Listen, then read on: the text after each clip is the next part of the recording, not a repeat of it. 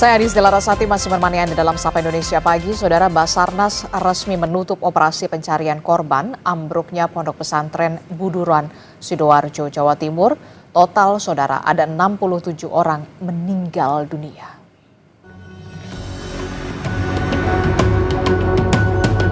Hari ke-9, seluruh area musola Ponpes Al-Kozini yang ambruk sudah bersih dari material bangunan dan dipastikan tak ada lagi korban di bawah reruntuhan. Basarnas bilang, meski operasi pencarian dan pertolongan telah ditutup, namun pengawasan pasca kejadian tetap ditindaklanjuti BNPB. Hingga akhir pencarian, Basarnas mencatat total ada 171 korban, 104 selamat, sementara 67 meninggal dunia. Sejak tanggal 29 September dan hari ini masuk di hari ke-9, kita telah menyelesaikan pelaksanaan operasi pencarian dan pertolongan terhadap korban. Apa yang kita tutup pada hari ini sebenarnya di koridor pencarian dan pertolongan. Sementara itu, di hari ke-9 ambruknya Ponpes Al-Kozini, Rumah Sakit Bayangkara Polda Jatim telah berhasil mengidentifikasi 18 jenazah.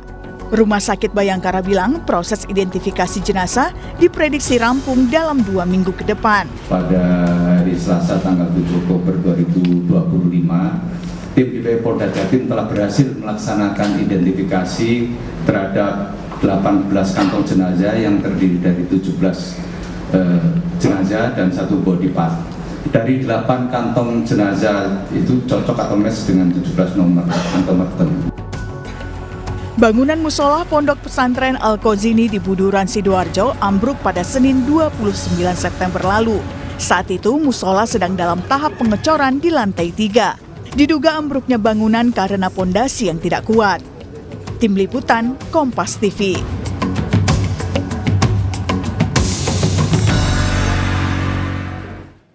Evakuasi korban ambruknya Pondok Pesantren Al-Kozini di Sidoarjo, Jawa Timur resmi ditutup. Polda Jawa Timur akan segera memulai penyelidikan terkait dengan insiden yang merenggut 67 korban jiwa.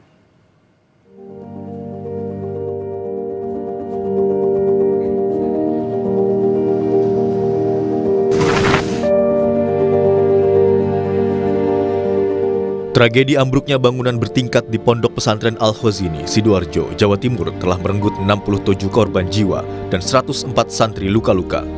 Di hari terakhir evakuasi, perwakilan Pondok Pesantren Al-Kozini meminta maaf kepada seluruh keluarga korban. Kami menyampaikan bela sungkawa yang mendalam atas meninggalnya para santri. Yang kedua, kami mohon maaf yang sebesar-besarnya mewakili keluarga dalam, manakala kami belum bisa memberikan pelayanan kepada santri secara maksimal, dan kami juga mohon maaf kepada semua masyarakat yang mungkin dalam perjalanan hari pertama sampai hari ini ada hal-hal yang kurang mengenakkan hati. Setelah evakuasi resmi ditutup pada Selasa 7 Oktober, penyelidikan menyeluruh akan dilakukan untuk mengetahui sebab ambruknya bangunan pondok pesantren. Kabid Humas Polda Jawa Timur, Kombes Pol Julius Abbas memastikan proses hukum akan berjalan. Ini terkait dengan proses upaya penegakan hukum ya. Kalau bicara penegakan hukum, sebagaimana yang sudah disampaikan oleh Bapak Kapolda, bahwa hal ini pasti akan tetap kita lakukan ya. Namun tentu menunggu dari proses pembersihan, proses evakuasi seluruh korban ini berhasil dilakukan. Mantan Kabar Eskrim Polri, Komjen Purnawirawan Ito Sumardi bilang potensi jerat pidana, perdata hingga sanksi administratif dapat dikenakan pada pengelola pondok pesantren jika terbukti ada kelalaian. Terlebih, bangunan pondok pesantren diduga tidak berizin. Menurut saya potensi pelanggaran hukum, Mbak ya, dalam kasus robohnya bangunan Ponpes Al-Kozini Sidoarjo ini akan meliputi sanksi pidana, juga sanksi administratif dan sanksi perdata yang dapat dikenakan kepada pihak-pihak pengelola pondok pesantren, kontraktor, konsultan perencana atau pengawas serta pihak lain yang terlibat ya dalam pembangunan tanpa standar atau izin. Nah, dalam pidananya ini kalau memang terbukti adanya kelalaian hasil daripada penyelidikan dari teman-teman Polda Jawa Timur, karena ini menimbulkan korban jiwa, maka pelaku yang nanti akan ditetapkan tentunya akan bisa dijerat dengan pasal pidana terkait dengan kelalaian, ya misalnya pasal 359 kelalaian mengakibatkan orang mati, atau Undang-Undang Nomor 28 tahun 2002 tentang bangunan gedung ya.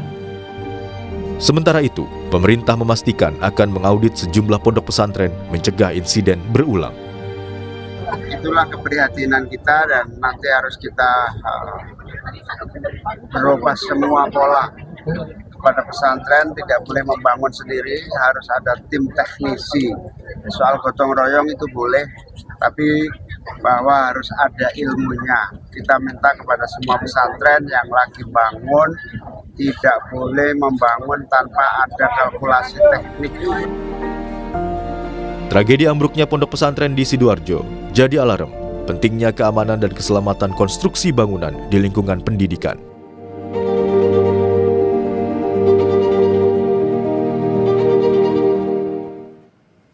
Informasi terkini dari proses identifikasi korban meninggal dunia akibat pondok pesantren ambruk kita akan tanyakan kepada jurnalis Kompas TV. Sudah ada Kika Madona di Rumah Sakit Bayangkara, Polda Jawa Timur. Selamat pagi Kika.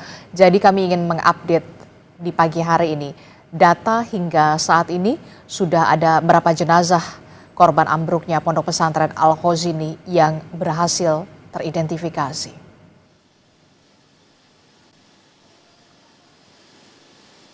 Ya, Disti dan juga saudara, jadi data terbaru atau informasi terbaru yang kami terima untuk proses identifikasi ini sudah dilakukan terhadap 18 jenazah korban ambruknya dari Pondok Pesantren Al-Khozini Sidoarjo, Jawa Timur.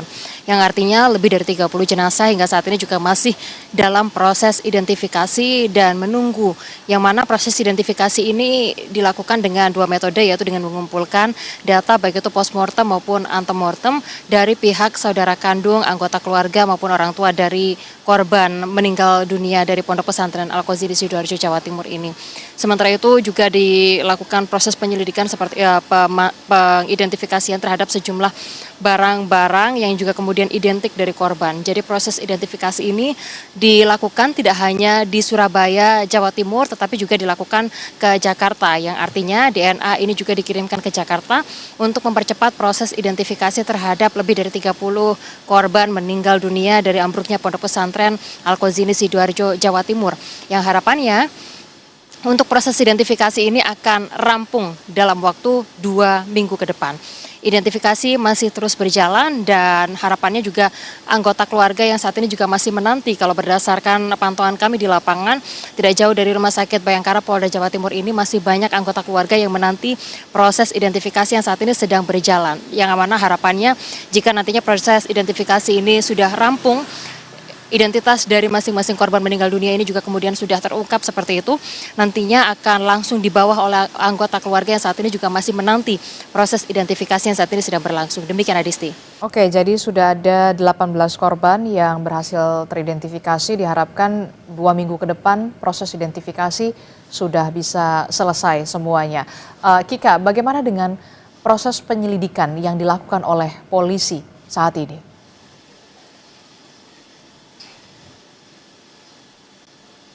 Kemarin dikonfirmasi oleh Kabid Humas Polda Jawa Timur, yang mana proses hukum terkait dengan peristiwa ambruknya bagian musola yang ada di Pondok Pesantren Al-Khozini Sidoarjo, Jawa Timur ini baru akan dilakukan setelah proses identifikasi dari seluruh korban ini juga kemudian sudah dilakukan, dan juga proses pembersihan dari lingkungan Pondok Pesantren Al-Khozini Sidoarjo, Jawa Timur ini rampung dilakukan. Sehingga nantinya untuk proses hukum ini akan dilakukan seperti itu, yang mana sudah dikonfirmasi oleh Kabid Humas Polda Jawa Timur bahwa hingga saat ini pemanggilan saksi belum dilakukan, yang artinya sekali lagi untuk proses hukum dari kasus ambruknya Pondok Pesantren Al-Khozini Sidoarjo, Jawa Timur ini baru akan dilakukan setelah nantinya seluruh korban telah teridentifikasi dan juga kemudian diserahkan kepada anggota keluarga seperti itu. Hal ini juga menjadi satu hal yang juga kemudian saat ini sedang dinanti bagaimana proses hukumnya, karena memang ada sejumlah anggota keluarga yang berharap menuntut agar proses hukum terkait dengan peristiwa ambruknya Pondok Pesantren Al-Qazini Sidoarjo Jawa Timur ini juga bisa kemudian dilakukan atau diterapkan seperti itu. Karena memang mereka melihat adanya kelalaian seperti itu terhadap konstruksi bangunan, sehingga hal ini juga kemudian harapan dari sejumlah anggota keluarga yang menantikan bagaimana proses hukum dari ambruknya Pondok Pesantren Al-Qazini Sidoarjo Jawa Timur nantinya, yang mana tadi sudah ditegaskan oleh Kabid Humas Polda Jawa Timur, proses hukum akan mulai dilakukan setelah seluruh jenazah berhasil teridentifikasi. Tentunya untuk peristiwa ambruknya Pondok Pesantren Al-Qazini Sidoarjo Jawa Timur ini menjadi catatan besar, tidak hanya di wilayah Jawa Timur saja tetapi juga nasional seperti itu. Bahkan kemarin juga telah disampaikan oleh Muhaimin Iskandar, Menko, yang menyatakan bahwa nantinya akan ada proses audit seperti itu terhadap sejumlah bangunan pondok pesantren yang ada di wilayah Indonesia seperti itu. Yang mana kalau berdasarkan data yang kami terima, yaitu sebanyak 42.369 pondok pesantren yang tersebar di seluruh wilayah Indonesia ini akan menjadi concern untuk kemudian melihat bagaimana konstruksi bangunan, audit dari lokasi yang juga kemudian pondok pesantren yang ada di seluruh wilayah Indonesia tersebut, yang mana ini menjadi catatan penting supaya nantinya peristiwa ambruknya dari Pondok Pesantren Al-Qazini Sidoarjo Jawa Timur ini tidak terulang di sejumlah pondok pesantren lainnya yang ada di wilayah Indonesia. Sementara itu dari pemerintah pusat juga sudah menyatakan bahwa saat ini dari kementerian sedang memetakan untuk pondok pesantren yang nantinya juga kemudian akan menjadi perhatian seperti itu untuk proses renovasinya. Di antaranya adalah pondok pesantren yang rawan dan juga pondok pesantren yang berusia tua. Sehingga dua hal ini juga kemudian menjadi catatan agar nantinya peristiwa dari ambruknya bangunan musola di Pondok Pesantren Al-Qazini Sidoarjo Jawa Timur tidak terulang di lokasi-lokasi lainnya. Demikian Adisti. Baik, terima kasih informasinya jurnalis Kompas TV Kika Madona melaporkan langsung dari Rumah Sakit Bayangkara, Polda Jawa Timur.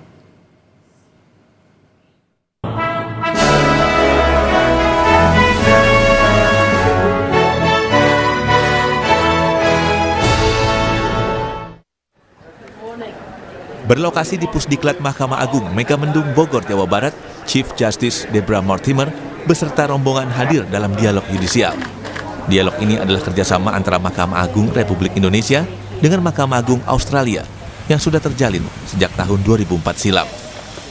Sebelum dialog, terlebih dahulu dilakukan penanaman tanaman mundu sebagai simbol terjalinnya kerjasama yang baik antar kedua negara. Usai menanam pohon di hadapan Hakim Agung, dialog yudisial dibagi menjadi beberapa sesi. Sesi pertama mengenai keadilan iklim dan litigasi lingkungan yang menegaskan peran strategis peradilan dalam menjawab krisis global. Yang kedua, sesi mengenai pemeriksaan saksi ahli melalui metode hot tube dan penggunaan indirect evidence yang membawa kita pada refleksi tentang integritas proses persidangan. Yang terakhir, sesi mengenai penetapan Uncitral Model Law on Cross-Border Insolvency yang menyikap tantangan nyata globalisasi, sengketa kepailitan lintas yurisdiksi yang semakin sering muncul seiring keterhubungan ekonomi. Penting bahwa pembicaraan terkait mengenai keadilan iklim ini tidak lain bahwa memang kita tinggal di bumi yang sama, sehingga kemudian kepedulian kita untuk menjaga lingkungan itu menjadi kepedulian seluruh umat, bahkan seluruh makhluk. Maka kemudian saling berbagi terkait mengenai aspek-aspek perlindungan lingkungan. Ini pesertanya adalah seluruh peserta, 80 peserta dari diklat pelatihan sertifikasi hakim lingkungan. Diskusi yang digelar antar kedua negara dengan diikuti puluhan hakim ini sebagai bentuk tanggung jawab moral sebagai hakim untuk terus memperbarui diri demi menjaga kepercayaan publik.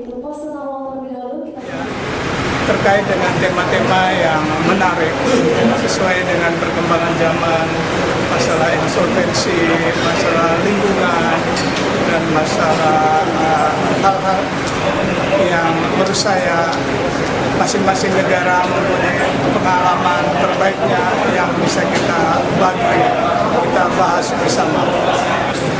Agar hakim-hakim di Indonesia juga bisa mengikuti perkembangan dari ilmu pengetahuan atau praktek-praktek terbaik yang terjadi di negara lain, terutama para praktisi di Indonesia juga bisa berkolaborasi dengan para praktisi di Australia. Dengan adanya diskusi ini diharapkan dapat menghasilkan pengetahuan yang konkret serta inspirasi yang dapat diterapkan di ruang sidang. yang pada akhirnya memperkuat peradilan di negeri ini agar tetap relevan dengan zaman.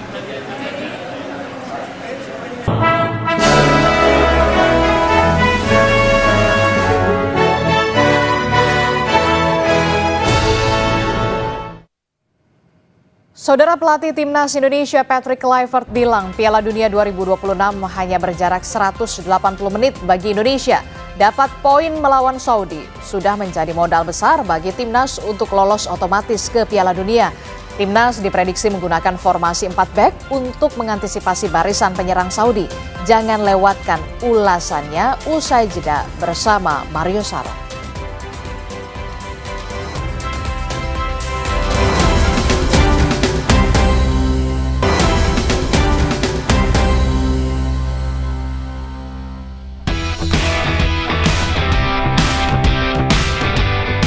Hanya 180 menit atau 2 pertandingan saja yang akan menentukan langkah Timnas Indonesia menuju Piala Dunia 2026. Seluruh pemain Timnas Indonesia sudah tiba di Jeddah, Arab Saudi untuk melakoni duel hidup mati putaran 4 kualifikasi Piala Dunia zona Asia. 28 pemain telah mengikuti latihan pada Senin malam waktu setempat, termasuk Calvin Verdong, Kevin Dix, dan Martin Pas. Minus Emil Audero yang cedera. Martin Pas siap untuk diturunkan ke kandang. Pelatih Timnas Patrick Kluivert sadar Indonesia hanya berjarak 2 pertandingan menuju sejarah lolos ke putaran final Piala Dunia. Karenanya pelatih asal Belanda itu meminta anak asuhnya lakukan yang terbaik di 2 laga nanti. Itself, play day, and you know that's the most important thing. You prepare them, but the day itself, the execution needs to be good. Set pieces, ball possession, ball loss, everything needs to be on fleek because we're 180 minutes plus away from the World Cup. So our aim is to do our thing and qualify. Pengamat sepak bola memprediksi pada 2 laga melawan Arab Saudi dan Irak, Timnas kemungkinan akan menggunakan formasi 4 back. Indikasi ini terlihat saat skuad Garuda menggunakan formasi tersebut di 2 laga uji coba terakhir menghadapi Taiwan dan Lebanon. Analis sepak bola Iksan Mahar bilang, Kluivert punya kepentingan menunjukkan gaya bermain yang disukainya. Formasi 4 back akan jadi pilihan di mana Timnas bermain sedikit lebih menyerang. Namun kata Iksan, formasi ini menyisakan kelemahan saat transisi negatif, yakni saat tim sedang menyerang lalu tiba-tiba harus bertahan karena kehilangan bola. Maka diperlukan pemain jangkar yang pintar dan kuat dalam memutus aliran serangan lawan. Peran ini bisa dimainkan Joey Pelopesi yang bertugas lebih ke belakang, sementara Tom Haye bisa fokus membangun serangan. Kita perlu memang benar-benar gelandang yang bisa benar-benar tidak cuma mengontrol tapi juga menjadi filter serangan, karena itu yang akan sangat penting ketika gaya main Patrick yang dengan 4 back yang otomatis akan lebih ofensif. Kita butuh pemain yang benar-benar bisa menjaga kedalaman dan juga menjaga pertahanan kita ketika mengantisipasi serangan balik lawan yang tentu sudah menjadi pelajaran kita ketika melawan Australia dan juga melawan Jepang. Kita kewalahan menghadapi transisi positif lawan yang cepat terutama dari kondisi sayap. Iksan menilai duet Jay Itzes dan Kevin Dix sangat pas mengisi posisi center back. Apalagi keduanya juga bermain dengan formasi 4 back di klubnya masing-masing. Duet Jay, Kevin diharapkan tampil solid membantu penjaga gawang yang mungkin diisi Martin Pas. Laga melawan Arab Saudi menjadi krusial, minimal mendapat poin. Sudah merupakan capaian Timnas sebagai modal di laga melawan Irak untuk menuju Piala Dunia 2026. Tim Liputan Kompas TV. Saudara, apa yang mesti dilakukan Timnas Indonesia di 2 laga hidup mati melawan Arab Saudi dan Irak menuju Piala Dunia 2026? Kita ulas bersama mantan pemain Timnas Aji Santoso yang sudah bergabung via Zoom bersama kita. Mas Aji, selamat pagi. Selamat pagi, Bung. Terima kasih Mas sudah bergabung. Dan juga di studio ada pengamat sepak bola Gita Suwondo. Bung Gita, selamat pagi. Selamat pagi Mario. Dan Ketua Paguyuban Supporter Timnas Indonesia yang juga bergabung bersama kita di studio, Ignatius Indro. Mas Indro, selamat pagi. Pagi Mas Mario. Ini Mas lumayan ini juga merinding juga nih. 2 pertandingan.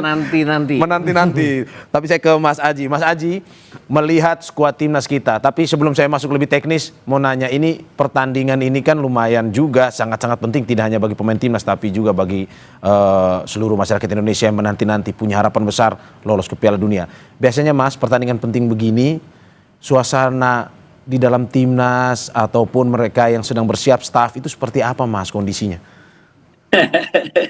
Iya, situasi-situasi ini juga sering saya alami ketika saya menjadi pemain dulu.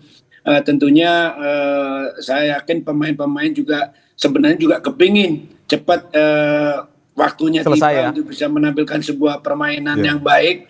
Yang kedua juga pemain-pemain ini juga menjelang pertandingan biasanya setelah meeting mereka santai-santai dengerin musik, benar-benar rileks karena pertandingan nanti malam itu kan pertandingan yang sangat menentukan di mana hanya berjarak 180 menit kita bisa menjadi salah satu peserta di Piala Dunia kalau bisa memenangkan pertandingan di Arab Saudi tersebut. Jadi menurut saya pemain juga ya tentunya senang lah, pastinya senang karena ini kan juga merupakan satu pertandingan yang bersejarah.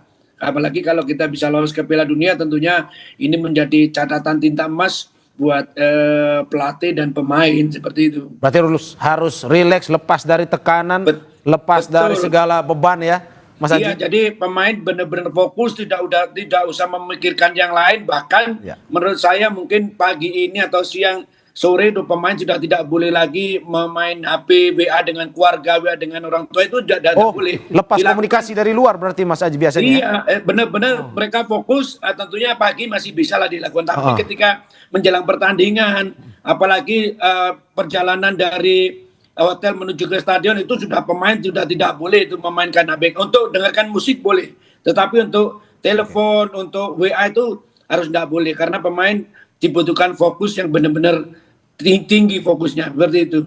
Oke, saya ke Bung Gita. Bung Gita, ya tadi kalau cerita pengalaman sebenarnya Mas Haji, bahwa ya betul juga harus rileks dan segala macam. Tapi kalau soal lebih ke teknis, misalkan kita berbicara skuad timnas ini lengkap tanpa, kalau yang kita tunggu-tunggu Emil Audero, kipernya.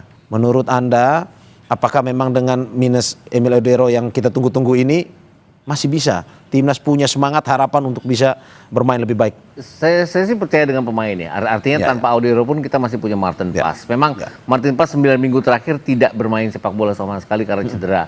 Tapi kan secara agilitas, secara kesiapan dia kan pemain profesional yang pasti sudah siap jika dipanggil. Kemudian kalau kita mengacu ke September 2024 pertandingan pertama kita di putaran ketiga melawan Arab Saudi, penjaga gawangnya kan Martin Paes. Dia melakukan sampai ada 5 penyelamatan, salah satunya penalti. Walaupun penalti itu terjadi karena blundernya dia juga, tapi dia memperbaikinya dengan penyelamatan. Kemudian banyak sekali penyelamatan Martin Paes yang dia lakukan melawan Australia contohnya di GBK. Kemudian melawan Arab Saudi pada saat kita menang 2-0 di GBK. Jadi 2 pertandingan kita terakhir melawan Arab Saudi di mana kita draw di Jeddah dan kemudian menang di GBK, itu ada Martin Paes di bawah kita. Jadi pasti saya pikir untuk mengganti Emil Audero pun ini sosok yang sangat pantas. Apalagi materi pemain kita juga bertabur pemain bintang, Jay Itzes, Calvin Verdong. Menurut Anda langkah kita lebih mulus? Kalau mulus masih tergantung dengan Arab Saudi. Karena uji coba terakhir harus diakui bahwa uji coba terakhir kita melawan Lebanon, apa yang coba dipraktekkan oleh Patrick Kluivert dengan 4-3-3-nya, 4-2-3-1 saat itu, nggak berjalan mulus di sepertiga lapangan pertandingan lawan. Artinya kita oke di pertahanan kita oke di tengah, kita menguasai jalannya pertandingan, tapi pada saat kita harus melakukan penetrasi ke daerah pertahanan lawan, kita mentok dengan hanya tidak bisa melakukan end passing, tidak ada shot on target sama sekali. Padahal kan ujian melawan Lebanon itu bagaimana kita menghadapi negara-negara Jazirah Arab untuk mencoba menekan ke pertahanan mereka. Itu yang tidak terjadi, dan Lebanon juga tidak keluar menyerang sehingga tidak ada ujian kepada pertahanan kita juga. Saya kembali ke Mas Haji. Mas Haji, dengan materi pemain kita seperti yang tadi sudah dijelaskan oleh Mas Gita, menurut Anda lebih mudah bermain bagi kita, lebih mulus, atau masih menunggu juga? Seperti yang tadi Mas Gita bilang, Arab Saudi juga berbahaya juga nih. Ya, kalau materi, kita bicara materi pemain saat ini menurut saya memiliki materi yang sangat luar biasa, di mana pemain-pemain kita adalah pemain-pemain yang menjadi andalan di setiap klub. Semua pemain, hampir semua pemain kan, terutama pemain starting line up-nya itu pemain-pemain bintang semua gitu. Tetapi jangan lupa bahwa lawan kita Arab Saudi juga tim yang bagus gitu. Mereka juga memiliki suatu tim yang bagus, individual pemain-pemain yang bagus. Tetapi menurut saya bahwa kedua tim ini memiliki kesempatan yang sama. Mungkin hanya keuntungan yang diperoleh oleh Arab Saudi lah mereka main di kandang. Tetapi tidak perlu berkecil hati karena tim kita pernah menahan seri di sana dan bisa mengalahkan di GBK. Tentunya ini akan menjadi satu modal kepercayaan diri baik pelatih maupun pemain. Ini yang harus bisa kita manfaatkan gitu. Dengan main di kandang aja bisa mencuri poin kan begitu. Jadi menurut saya pertandingan nanti malam itu kualitas pemain menurut saya berimbang 50-50 kalau kualitasnya. Tetapi itu tadi yang saya sampaikan bahwa ada sedikit keuntungan buat tuan rumah karena mereka main di kandang. Seperti itu. Oke, saya ke Mas Indro. Mas Indro, kalau dari supporter sendiri melihat materi pemain yang dipanggil oleh Patrick Kluivert versus Arab Saudi malam nanti, apa analisanya? Iya, kalau kita memberikan kesempatan buat Patrick Kluivert untuk memilih para pemainnya. Seperti misalnya kita kehilangan Marcelino, lalu itu hak dari Patrick Kluivert ya. Yang pasti kita berharap bahwa pemain-pemain kita ini jangan ada beban mental untuk bermain di Arab Saudi ya, walaupun memang ekspektasinya begitu tinggi terhadap mereka. Ini jangan jadi beban untuk mereka. Nah ini yang kita harapkan, bahwa ekspektasi tinggi ini tetap harus realistis ya, karena kita menghadapi Arab Saudi yang sebagai tuan rumah dan apalagi wasitnya juga berasal dari Kuwait gitu ya. Nah ini kan jadi faktor non teknis yang agak sulit, mempersulit kita.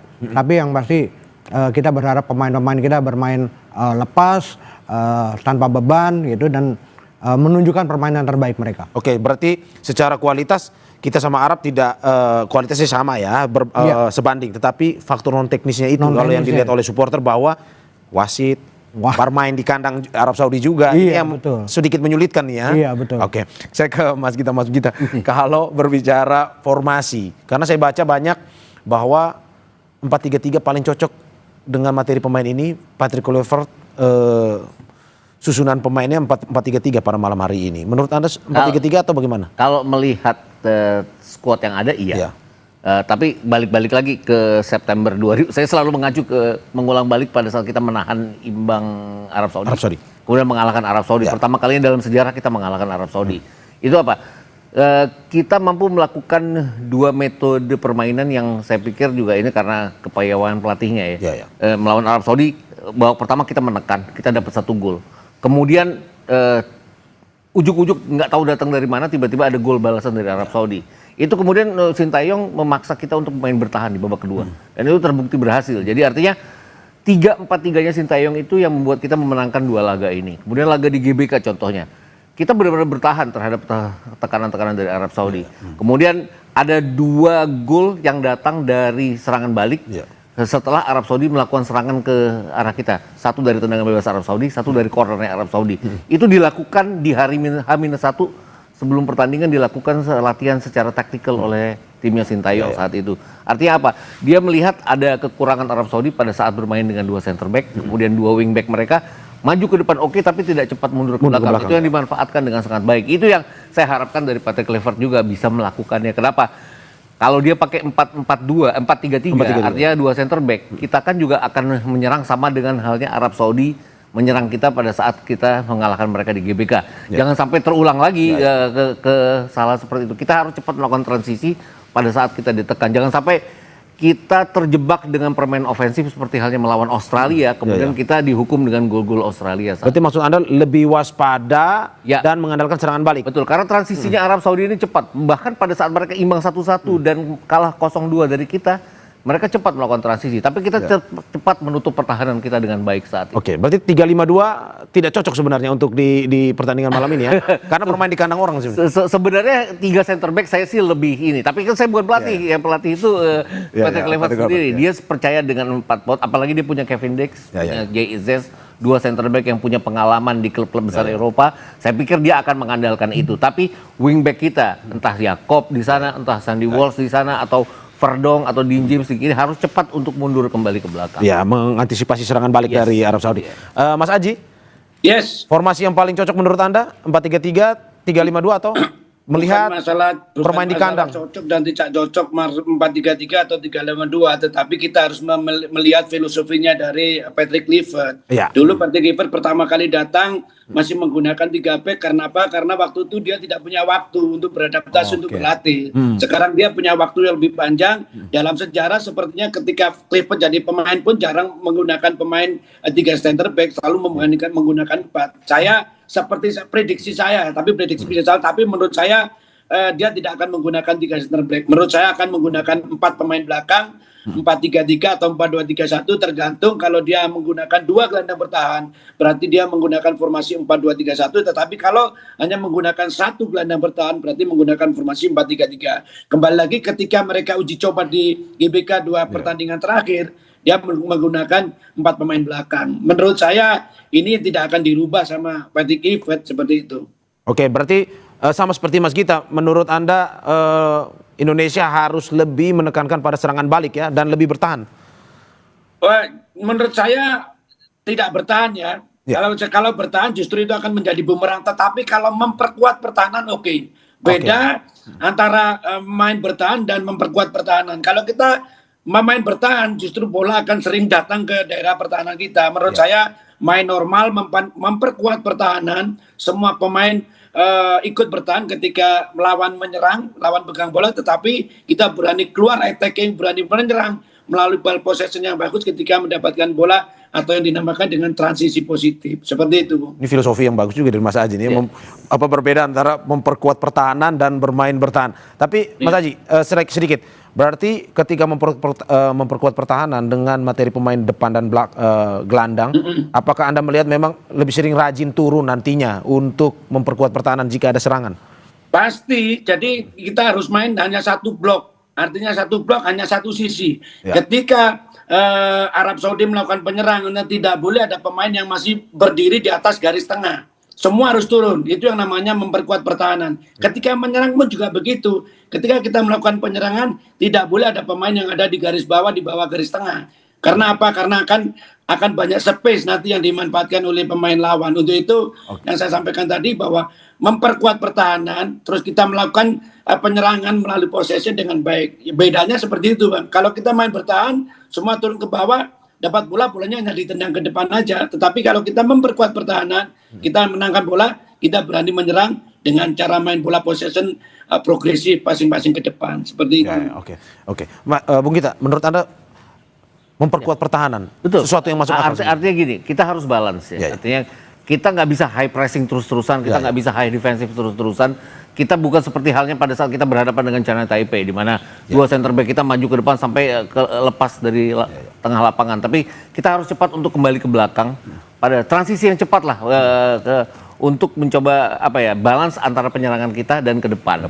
Kemudian di sisi pada saat kita masuk ke sepertiga lapangan lawan, ini yang saya lihat pada saat pertandingan melawan Lebanon kita nggak dapat, bahwa kita harus bisa melakukan end passing dengan baik, kita harus bisa melakukan target man, kita harus dapat bola yang jelas untuk bisa. Kemarin itu kalau kita lihat Emiliano Jonatas kemudian Lili Pali juga kemudian Beckham Putra dari sisi kiri juga tapi pada saat memberikan pada Zilstra hampir sama sekali nggak dapat bola. Ini artinya striker nomor 9 itu kan harus dapat peluang. Ini yang end passing itu yang tidak didapat, dan akibatnya kita nggak punya shot on target juga. Dari sayap seperti Emiliano coba masuk berkali-kali juga tendangannya tidak ada yang ke arah sasaran. Itu yang harus kita perbaiki pada saat pertandingan melawan Arab Saudi nanti. Yakinlah bahwa Arab Saudi juga tidak akan seperti Lebanon yang bertahan dengan sampai 6-8 pemain. Mereka akan lebih terbuka pertahanan mereka, itu yang harus kita manfaatkan. Berarti dalam posisi seperti ini segala kemungkinan misalkan passingnya juga tidak boleh sama sekali ada kesalahan, bahkan harus bisa lebih akurat ya?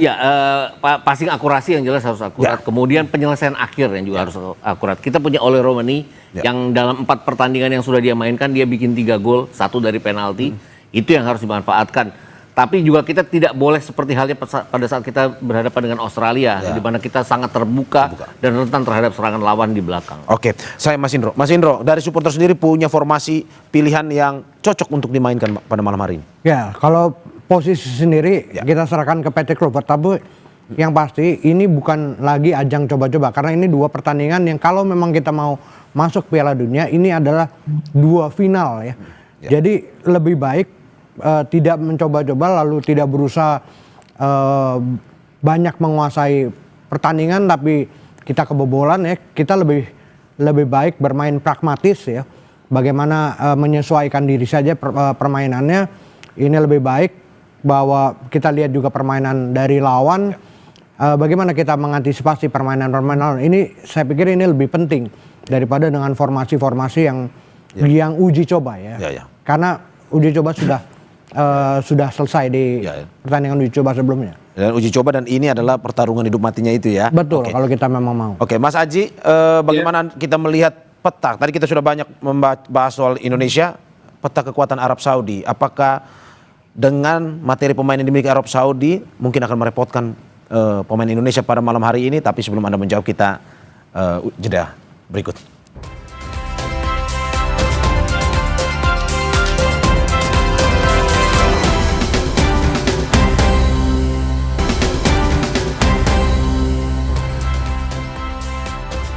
Terima kasih masih di Sapa Indonesia Pagi bersama saya Mario Sarong dan juga sejumlah narasumber saya. Ada mantan pemain timnas Aji Santoso melalui sambungan Zoom dan juga pengamat sepak bola Gita Suwondo serta Ketua Paguyuban Supporter Timnas Indonesia Ignatius Indro. Saya kembali ke Mas Aji. Mas Aji, ada beberapa nama pemain kunci Arab yang ini banyak pemberitaan yang perlu diwaspadai oleh pemain Indonesia. Contoh Firas Albrikan, Muhammad Kano, Hasan Al-Tambakti dan Saleh Al-Seri. Ini katanya berbahaya juga buat pertandingan malam ini. Menurut Anda seperti itu dengan materi-materi pemain timnas Arab Saudi? Iya, pemain Arab saya sampaikan di depan memiliki kualitas yang bisa dikatakan sama lah dengan pemain Indonesia. Pemain-pemain kita juga bagus. Artinya apa? Pemain-pemain kita juga harus percaya diri kan begitu, bahwa mereka juga memiliki pemain yang berkualitas bagus. Yang kedua, kalau dikatakan pemain-pemain bahaya dari nama-nama pemain Arab Saudi tersebut, saya tetap yakin bahwa Patrick Kluivert tidak akan melakukan tactical man-to-man marking. Karena di sepak bola modern itu sudah hampir tidak ada lagi tactical man-to-man marking. Hanya saja ketika mereka dengan bola, terutama pemain-pemain yang berbahaya ini harus tidak boleh diberi ruang. Karena kalau kita berhadapan dengan pemain bagus, bagaimana kita memberi ruang sesempit mungkin, memberi waktu sesedikit mungkin. Jadi mereka tidak bisa dengan leluasa bisa melewati lawan, bisa melewati pertahanan pemain-pemain bertahan kita. Jadi menurut saya sih seperti itu. Tentunya ini sudah dianalisa oleh tim pelatih bagaimana apa-apa yang menjadi kekuatan dari Arab Saudi itu yang harus diantisipasi, dan apa-apa yang menjadi kelemahan dari pemain-pemain atau tim Arab Saudi ini yang harus kita eksplor kan begitu. Tentunya ini sudah menjadi pemikiran dari tim pelatih kita, cara bermain, cara main seperti apa yang akan kita lakukan, karena itu tadi. Dan di sini sudah pasti 100% Patrick Kluivert tidak akan mencoba-coba lagi, tidak akan coba-coba lagi. Dia akan menggunakan formasi terbaik, dia akan menurunkan pemain-pemain terbaik yang fit kondisinya, yang malam ini yang benar-benar siap main. Seperti itu. Mas Aji, menurut Anda berarti lebih baik mana? Misalkan pada malam hari ini pressing ketat atau penguasaan bola yang kita harus tekankan? Di dalam taktikal itu ada namanya fleksibilitas taktikal ya. Jadi kapan kita harus melakukan pressure, kapan kita harus lebih menurunkan tempo, kapan kita harus main possession. Menurut saya yang terpenting adalah bagaimana pemain-pemain kita tidak terlalu cepat kehilangan bola. Kenapa? Kalau kita pegang bola dan selalu cepat hilang, itu akan justru menguras tenaga kita. Kemarin memang ketika 2 kali uji coba, pemain kita jarang bisa melakukan kombinasi di sepertiga pertahanan lawan, karena ini satunya cara yang sangat sulit untuk diantisipasi lawan. Jadi menurut saya pemain-pemain kita harus berani main possession di daerah pertahanan lawan, tidak boleh kehilangan bola, dan ketika ada momen yang tepat untuk bisa melakukan one to touch kombinasi dilakukan, atau mereka melakukan solo dribbling, atau mereka melakukan shooting ketika ada kesempatan. Ini yang di 2 pertandingan memang tidak terlihat. Tentunya yang namanya uji coba itu tentunya akan dievaluasi terus bagaimana dia menciptakan materi latihan sehingga pemain-pemain di pertandingan itu lebih baik daripada pertandingan di uji coba kemarin. Seperti itu, Bung. Oke, menarik Bung Gita. Menurut Anda setuju dengan ini penguasaan bola dan juga ini tidak boleh menyanyiakan bola, terutama di pertahanan lawan ini sehingga di final third ya yang jelas ya, bahwa kemarin itu kan kita jarang mencoba segala sesuatu di final third. Artinya kita seperti mentok pertahanan lawan yang pakai 6-8 pemain, kemudian kita lempar ke sayap, kita melakukan crossing. Sulitan untuk menembus itu ya? Itu sulitnya, crossingnya juga tidak tepat sasaran ke Mauro Zilstra saat itu. kita punya kemampuan passing one two yang cukup baik. Itu yang harus kita coba nanti di pertandingan melawan Arab Saudi. Yang saya bilang tadi bahwa gak yakin bahwa Arab Saudi akan bermain menumpuk pemainnya di belakang. Itu yang akan membuat mungkin ruang akan lebih terbuka. Yang harus diwaspadai dari Arab Saudi adalah, kalau saya lihat kan Arab Saudi sadar bahwa mereka mentok melawan Indonesia dalam 2 pertandingan terakhir. Kalah kemudian draw. Mereka seperti tidak punya banyak peluang untuk menembus pertahanan kita. Mereka memanfaatkan set piece. Mereka sampai menyewa master set piece dari Arsenal ya, Nicolas Jover itu untuk melakukan mengajari mereka bagaimana mengambil corner dan segala macam. Itu juga yang kita harus waspadai. Karena, bahkan sekecil itu saja mereka. Karena mereka memakai segala macam cara, gimana caranya untuk menembus pertahanan lawan, juga untuk menembus pertahanan kita. Dan itu pasti salah satu caranya adalah tendangan bebas atau tendangan corner atau bahkan lemparan ke dalam nantinya yang biasanya menjadi senjata kita, bukan tidak mungkin akan menjadi senjatanya Arab Saudi juga. Sudah diantisipasi juga oleh mereka. Diantisipasi juga. Yang harus diingat juga oleh kita adalah provokasi yang biasa dilakukan oleh negara-negara Jazirah Arab nih, entah main guling-gulingan kalau mereka unggul atau membuat kita emosi seperti itu. Libanon berhasil loh melakukan itu terhadap kita dalam hanya pertandingan persahabatan. Kita terpancing pada saat itu. Kita berapa kali seperti hilangan konsentrasi untuk kemudian termakan oleh provokasi Libanon. Itu yang harus kita waspadai untuk tidak terulang. Percayalah, Irak mungkin tidak akan melakukannya karena dalam 3 pertemuan dengan Irak itu Irak nggak pernah melakukan itu. Tapi Arab Saudi ini punya kemampuan untuk melakukan itu. Saya teringat katanya Haji Memoriasu ya, pelatihnya Arab Saudi, pelatihnya Jepang, bahwa kita harus unggul cepat, unggul dengan jumlah margin gol yang banyak sehingga mereka tidak punya kesempatan untuk melakukan provokasi. Tapi kalau misalkan dengan unggul, kita harus unggul cepat. Mudah mungkin Jepang melakukan itu yang tidak mudah bagi kita. Oke, itu yang saya mau tanyakan. Maksudnya dengan melihat transisi misalkan dari ketika bertahan kita melakukan serangan balik. Menurut Anda dengan pemain-pemain ini bisa melakukannya dengan mulus atau? Bisa. Kita masih ada Ragnar, ada Calvin Verdong juga. Kemarin melawan Lebanon bahkan mengagetkan Calvin Verdong dipakai sebagai salah satu dengan 4-2-3-1 sebagai pivot, double pivot bersama Joe Pelupesi ya. Itu mungkin untuk mengantisipasi kalau Tom Haya tidak bisa bermain selama 90 menit ya. Karena Tom Haya kan selama ini dikenal sebagai pemain 70 menit. Itu kenapa Calvin Verdong dimainkan di tengah, karena kita punya Dean James yang bisa dimainkan di back kiri juga. Oke. Mas Aji, kalau melihat bahwa untuk membongkar pertahanan lawan mungkin saja kita mengandalkan ketika mereka menyerang terus kita lakukan serangan balik ketika mereka lagi kocar-kacir, fokus ke menyerangnya. Menurut Anda transisi seperti itu dari Indonesia, dari menyerang bertahan ke menyerang? Salah satu senjata sebuah tim adalah kita harus memiliki transisi positif yang sangat cepat ya. Ketika lawan melakukan penyerangan, tentunya organisasi pertahanan mereka tidak terlalu rapi. Nah, bagaimana kita menggunakan transisi positif ini dengan baik? Tentunya ini membutuhkan kecerdasan seorang pemain, membutuhkan kejelian seorang pemain, membutuhkan pandangan awareness yang luas seorang pemain. Karena itu tadi transisi ini bisa menjadikan salah satu senjata untuk tim bisa memenangkan pertandingan gitu loh. Banyak juga nanti bagaimana ketika tim lawan Arab Saudi, saya yakin Alam Rajid juga berpikir juga tentang kita, bagaimana cara membongkar pertahanan lawan ketika mereka melakukan compact defense di sepertiga pertahanan mereka.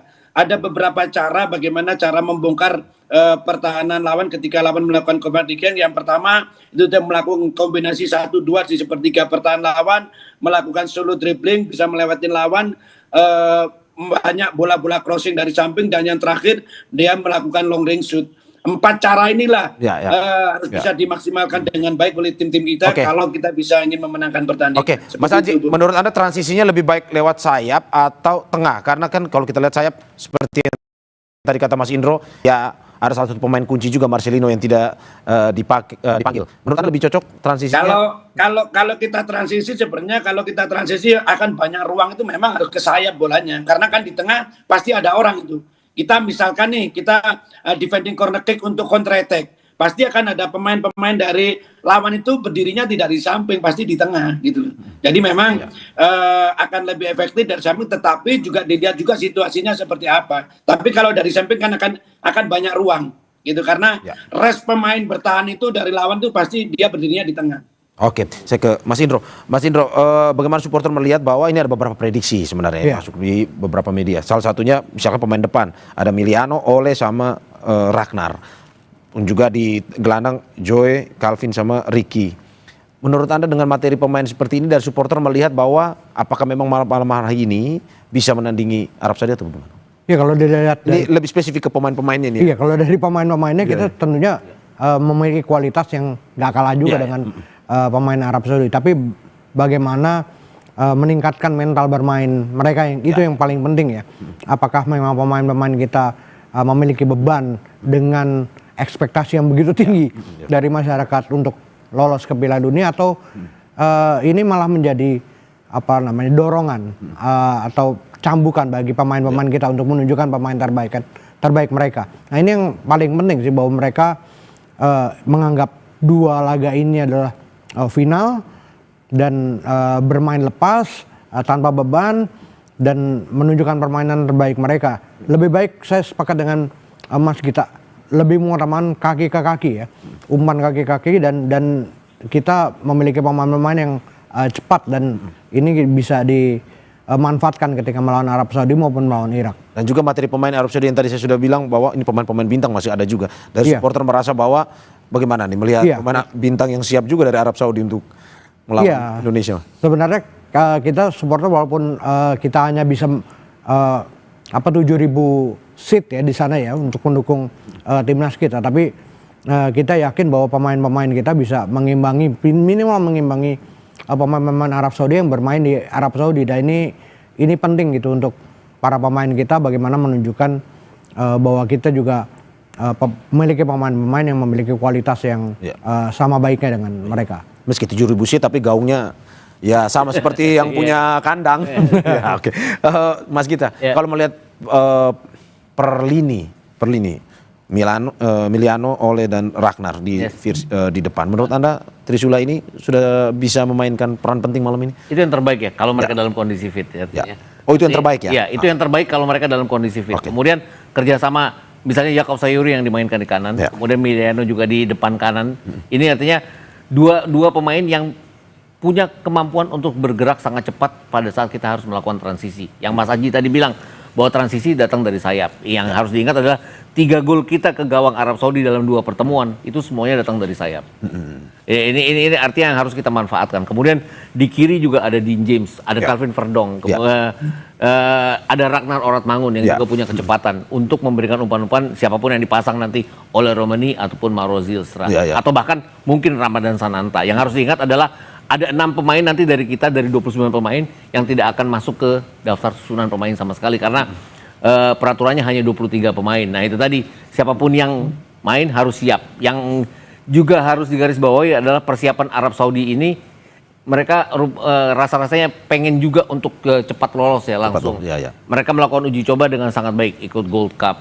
Mereka berhadapan dengan Amerika Serikat, mereka berhadapan dengan Meksiko, kemudian mereka tur ke Eropa, berhadapan dengan Makedonia, berhadapan dengan Republik Ceska yang benar-benar sekarang sedang jadi pimpinan grup mereka di kualifikasi mereka sendiri. Jadi persiapan mereka jauh lebih bagus dibandingkan dengan kita. Tapi dari sisi kualitas pemain, kita nggak kalah dengan mereka. Bahkan kalau saya bilang agak lebih unggul ya para pemain kita dibandingkan dengan mereka. Pemain-pemain diaspora kita. Hanya yang harus digarisbawahi adalah mereka punya pelatih yang sudah pernah meloloskan tim masing-masing ke Piala Dunia. Harv Renard, kemudian juga Graham Arnold untuk Irak. Kita punya pelatih yang belum pernah melakukan hal itu. Dan kalau saya ngelihat dari 6 pertandingan yang sudah dilakukan oleh Patrick Kluivert, saya nggak tahu Mas Haji setuju atau enggak. Kluivert ini seperti nggak punya plan B pada saat plan A-nya mentok. Itu aja. Contohnya melawan Australia, melawan Jepang, kemudian kemarin melawan Libanon, seperti walaupun pertandingan persahabatan dia seperti bingung harus melakukan apa pada saat plan A-nya tidak berjalan sempurna. Berarti maksud Anda dengan formasi yang sebenarnya sebelumnya sudah ditetapkan, ketika ada perubahan kondisi atau situasi susah untuk merubah itu ya? Kita bahwa semuanya akan berlangsung ideal, berjalan lawan sesuai juga rencana akan melawan. Nah pada saat lawan melawan itu yang harus plan A atau plan B yang harus dilakukan oleh seorang pelatih. Dan selama ini saya melihatnya dia begitu ketinggalan, dia seperti hanya senyum-senyum aja gitu loh. Bahkan dia nggak bagus pada saat kita mengalahkan China, kita mengalahkan Bahrain, kemudian kita mengalahkan China Taipei juga, karena dia dalam posisi yang selalu unggul dan tidak kemasukan sama sekali. Itu pada saat dia tertekan justru dia seperti tidak tahu harus apa. Masih kaku ya? Itu kritik saya aja, tapi mudah-mudahan tidak terjadi di pertandingan. Ini kritik membangun. Yes. Oke, saya ke Mas Haji. Mas Haji, benar menurut Anda apakah memang perlu sebenarnya Patrick Kluivert lebih bisa luas dalam melihat situasi pertandingan sebenarnya. Oke, 4-3-3 misalkan atau formasi yang dipakai di awal bisa berubah misalkan, atau bagaimana menurut Anda? Iya, kalau memang pelatih itu memang harus memiliki beberapa alternatif atau ketika bermain terus tidak berjalan dengan baik, plan A, plan B itu memang harus punya. Mudah-mudahan saja kalau mungkin menurut pandangan sebelumnya bahwa Patrick Kluivert tidak memiliki plan A, B, C.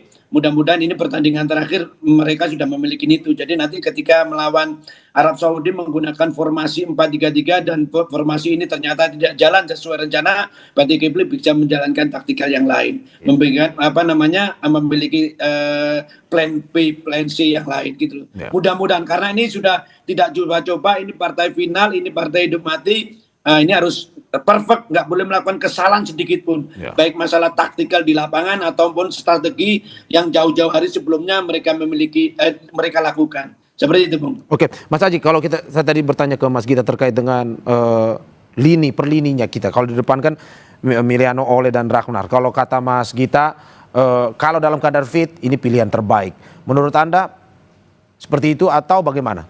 Ya betul, jadi artinya begini, pelatih itu memasang pemain biasanya berdasarkan persiapan terakhir. Saya tidak tahu kondisinya di Arab seperti apa, siapa yang paling fit, tapi yang jelas saya sangat yakin bahwa Patrick Kluivert malam nanti akan menurunkan pemain-pemain terbaik menurut pengamatannya dia. Seperti itu. Termasuk juga support dari misalkan gelandang ataupun pemain belakang ketika penyerangan serang balik ini harus untuk mensupport 3 Trisula ini ya. Iya, pasti akan seperti itu. Menurut saya ini sekarang saya yakinlah mungkin dia sudah punya lah plan A, plan B, plan C sekarang, karena ini tadi ini pertandingan yang tidak boleh salah, melakukan kesalahan sekecil apapun akan berakibat fatal seperti itu. Oke, saya ke Mas Indro. Mas Indro, bagaimana melihat mental pemain Indonesia, supporter juga, Pak? Karena Arab Saudi ini kan lumayan ya memetik hasil yang sebenarnya tidak terlalu bagus melawan Indonesia, imbang dan juga kalah. Mentalnya ada di mana kalau menurut Anda? Ya, seharusnya dengan 2 hasil lawan Arab Saudi tadi ini bahwa meningkatkan kepercayaan diri pemain-pemain kita. Itu yang paling penting sih. Bahwa kita belum tentu bisa mengembalikan kemenangan kita saat 2 pertandingan itu. Tapi yang pasti dengan kita bisa menahan seri Arab Saudi 1-1 di kandang Arab Saudi, apalagi saat itu dilatih oleh Mancini gitu ya.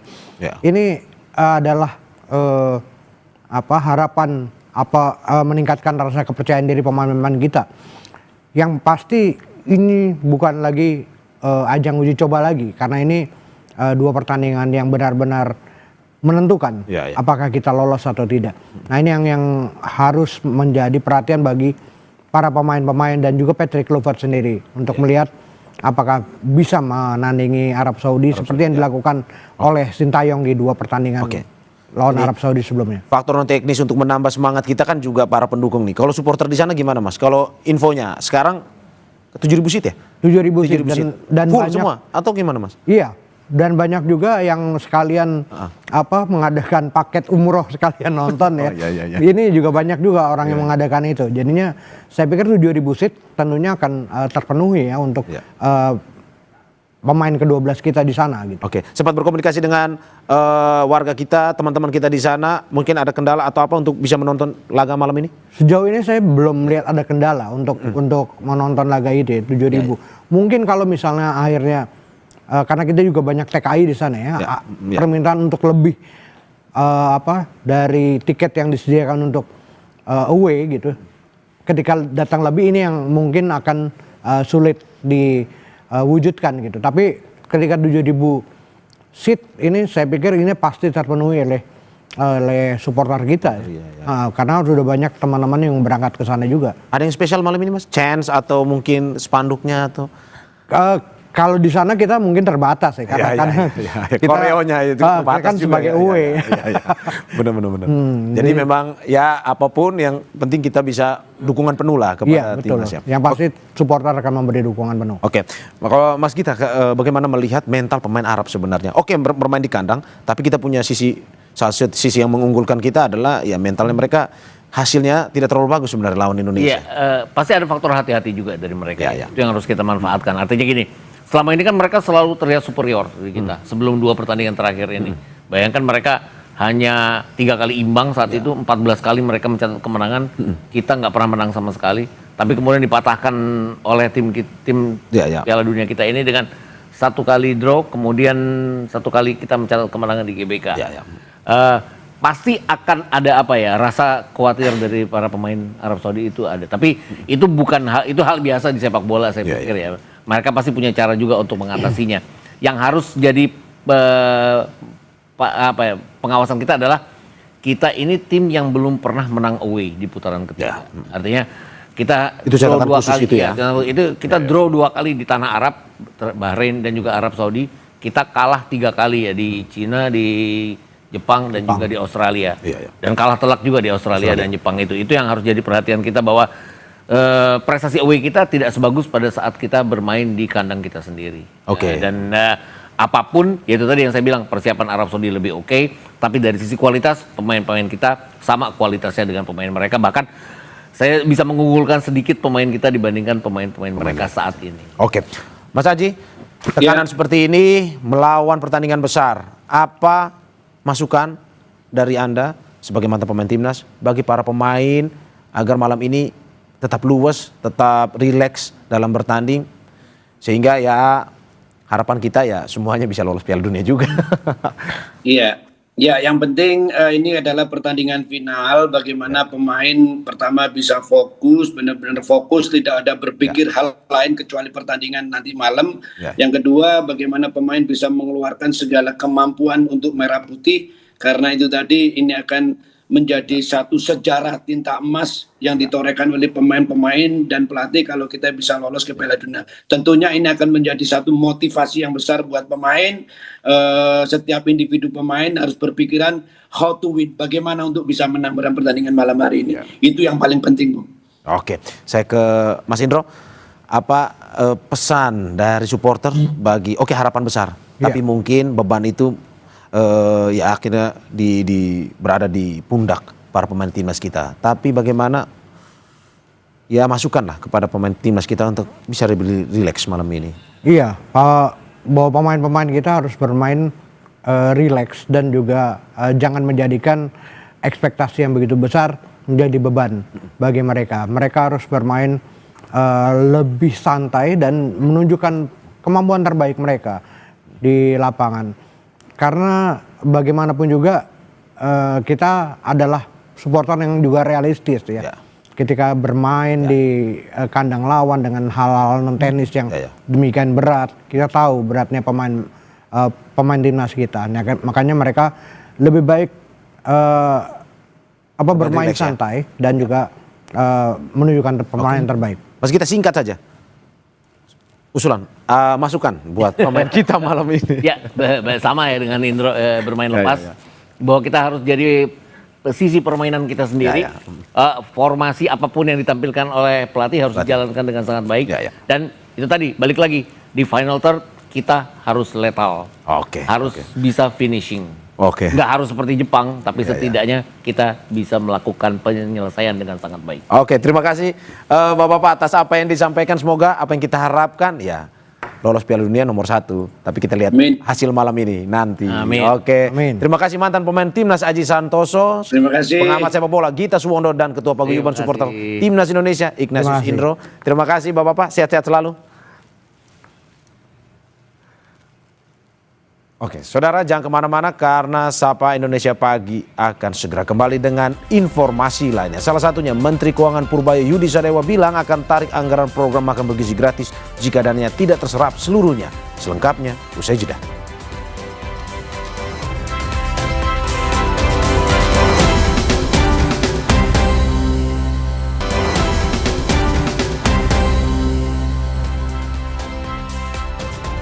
Terima kasih Anda masih bersama kami dalam Sapa Indonesia Pagi. Saudara, Menteri Keuangan Purbaya Yudi Sadewa menyebut akan menarik anggaran program makan bergizi gratis jika dananya tidak terserap seluruhnya. Hal itu disampaikan Purbaya merespon pernyataan Ketua Dewan Ekonomi Nasional Luhut Binsar Panjaitan. Purbaya bilang, jika sampai akhir tahun ada anggaran dari program MBG yang tersisa, maka Kementerian Keuangan akan menarik dan mengalokasikan anggaran tersebut ke sektor lainnya. Dia bilangnya lebih, saya juga perhatikan apa yang dia omongkan. Dia bilang penyerapannya udah lebih baik sehingga saya nggak harus mengambil gitu. Oke, tanggapannya di itu kan dia. Itu juga dengan dia berdasarkan data yang lain. Data saya juga kira-kira begitu. Tapi tetap saya akan akses, saya akan nilai sampai akhir Oktober. Kalau akhir Oktober saya tahu nanti sampai Desember beberapa triliun nggak terpakai, ya saya ambil uangnya, nggak ada bedanya kok. Nggak ada yang berubah, hanya itu aja. Jadi tetap akan ngambil itu? Kalau nggak dipakai nggak diambil, kenapa? Misalnya juga nganggur duitnya. Gitu. Makan bergizi gratis jadi hal yang ditunggu oleh siswa-siswi penerima manfaat di kota Sukabumi. Makanan dengan menu bergizi ini membuat siswa beralih dari mengkonsumsi jajanan tidak sehat. Ini adalah bulan kelima SPPG Kota Sukabumi Lembur Situ Mekar 2 yang berlokasi di Yayasan Al-Muslim Mandiri Kota Sukabumi menjadi bagian dari program makan bergizi gratis. Setiap harinya kesibukan memasak mulai terlihat menjelang tengah malam. Para petugas dengan SOP lengkap saling berbagi tugas untuk menyajikan makan bergizi gratis bagi para siswa.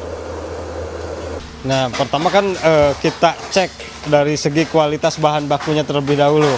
Apakah bahan bakunya itu memenuhi kualitas premium atau enggak. Nah, tentu kami cek dari terlebih dahulu. Ketika memang enggak sesuai dengan standar, kita kembalikan kepada suppliernya dan minta ganti yang sesuai. Meski harus bekerja dari tengah malam hingga pagi hari, para petugas tak kehilangan semangat. Mereka mensyukuri program pemerintah ini. Tak lain karena SPPG membuka lapangan pekerjaan bagi masyarakat. Ada lebih dari 40 orang yang dilibatkan di SPPG untuk memproduksi 3.998 paket makanan. Tak hanya para petugas, keberadaan SPPG disambut baik para petani dan UMKM lokal setempat. Bahan baku yang diambil langsung dari para petani, peternak dan UMKM lokal berdampak baik secara ekonomi. Gembira sekali ya, mereka itu bisa menyuplai dan harganya juga stabil. Jadi kita bisa lebih dari harga pasar gitu kan.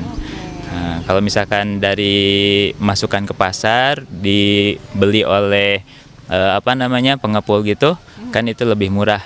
Ada UMKM produksi tempe, ada ikan air tawar, ada sayuran. Siti Zahra salah satu siswa yang setiap harinya bersemangat untuk melihat menu apa yang disajikan untuknya dan teman-teman.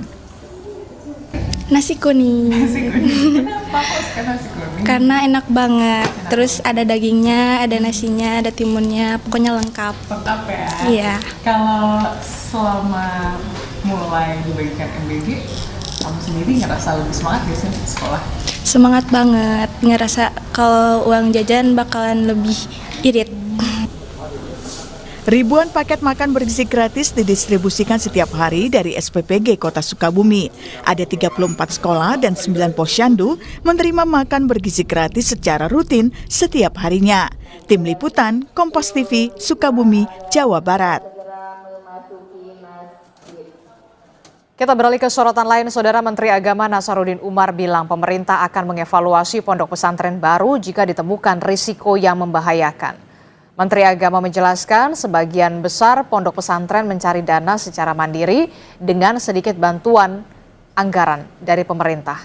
Nasaruddin menyoroti kesulitan anggaran yang berimbas pada pengelolaan di tengah minat besar masyarakat belajar ke pesantren. Tapi kalau pondok pesantren, 95% itu adalah swasta murni. Kita Kementerian Agama hanya memberikan sedikit sebatas anggaran yang ada di Kementerian Agama di madrasah itu. Nah itu, sementara minat masyarakat ini terlalu banyak yang ke pondok pesantren, bahwa sekalipun pondok pesantren baru, kalau di situ ada kerawanan, tidak luput dari sasaran kita. Yang jelas bahwa perizinan untuk pondok pesantren kita memang sudah mulai ketat. Kini, saudara, pemerintah mewajibkan pengelola pondok pesantren membenahi izin pembangunan dan mengantongi persetujuan bangunan gedung atau PBG. Menteri Pekerjaan Umum Dodi Hanggodo menjamin pengurusan perizinan bangunan bebas biaya. Dodi pun memastikan tim Kementerian PU akan aktif mendatangi Ponpes jika membutuhkan konsultasi perizinan pembangunan. Yang mau kita cek segera, bisa telepon nomor itu, kita akan tim akan segera langsung datang ke Ponpes tersebut. Ini dari teman-teman di Cipta Karya kan ada di seluruh Indonesia, sehingga hopefully kita bisa cepat mengerjakannya untuk seluruh Indonesia. Kalau soal anggaran, insya Allah cukup lah. Insya Allah cuma dari APBN-nya, tapi tidak menutup kemungkinan nanti kalau juga ada bantuan dari swasta kita pasti juga akan terima. Cuma sementara waktu dari APBN. 67 santri meninggal dunia akibat ambruknya pondok pesantren di Buduran, Sidoarjo. 17 diantaranya sudah berhasil diidentifikasi oleh tim DVI. Beberapa jenazah sudah dimakamkan di kampung halaman masing-masing.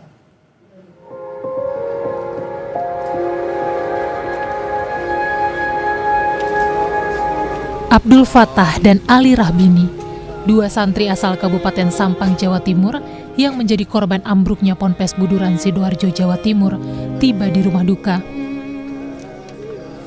Selasa dini hari, jenazah Abdul Fattah dimakamkan di pemakaman keluarga di Desa Asem Nonggal, Sampang. Sementara itu, ratusan warga menyambut kedatangan jenazah Ali Rahbini untuk mengantar langsung jenazah ke tempat peristirahatan terakhir. Jenazah sudah kami bawa keluar dari Rumah Sakit Bayangkara tadi pagi jam 5.20 dan nyampe ke rumah duka alhamdulillah jam 8 pagi. Setibanya di rumah duka, jenazah langsung ditunggu oleh ribuan para takziah. Jenazah Sulaiman Hadi, bocah 15 tahun warga Modung, Bangkalan, Jawa Timur, juga disambut keluarga sebelum akhirnya dimakamkan di pemakaman desa setempat pada Selasa malam. Davin, 13 tahun, warga Semarang, Jawa Tengah, juga dimakamkan di kampung halamannya di Desa Lomair, Kecamatan Blega, Bangkalan, setelah berhasil diidentifikasi. Yang mana ada 2 orang malam ini yang kita terima, satu ke Kamal dengan identitas bernama Muhammad Raihan Mustafa dan satunya lagi ke Blega. Sementara itu, sejumlah keluarga santri korban Ponpes ambruk masih menanti hasil identifikasi jenazah di Rumah Sakit Bayangkara, Polda Jatim. Keluarga memilih bertahan di tenda istirahat yang disediakan BPBD Jatim.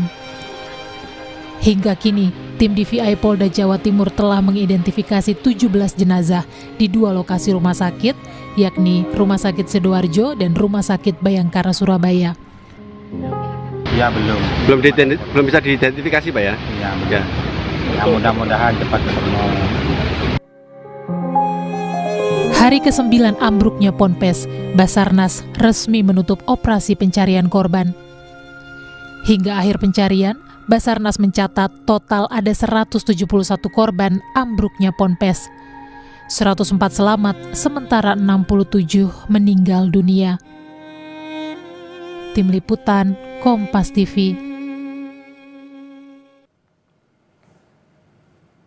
Saudara, Rabu pagi ini Pengadilan Negeri Jakarta Selatan kembali menggelar sidang pra-peradilan mantan Mendikbudristek Nadiem Makarim yang menggugat status tersangkanya dalam kasus dugaan korupsi pengadaan laptop. Informasi terkininya akan kami hadirkan usai jeda.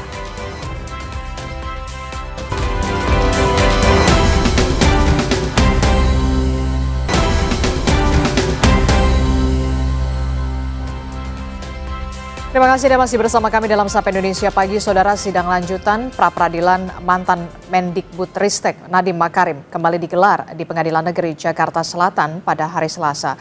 Sidang beragendakan pembuktian dari pihak Nadiem selaku pemohon.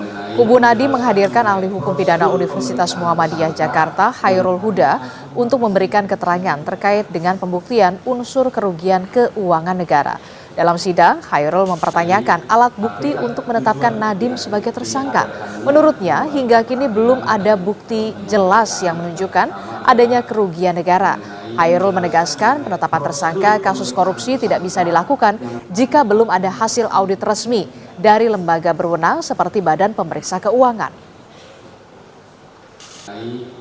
Disampaikan di dalam persidangan tadi menggambarkan bahwa bukti-bukti yang dimiliki itu belum berkenaan dengan bukti-bukti yang membuktikan adanya kerugian keuangan negara.